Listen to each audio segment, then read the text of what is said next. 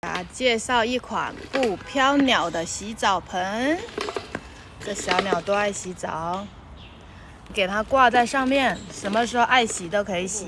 这个洗澡盆是中号的，这个鸟笼是36的，咱们8个用中号的就行。看这个边边封得死死的，所以这鸟不可能会飘。像这种自己制作的洗澡盆，很容易从旁边这个缝里面跑出来。如果你们也喜欢看鸟洗澡又怕飘鸟的，赶紧左下角小黄车去拍一个吧。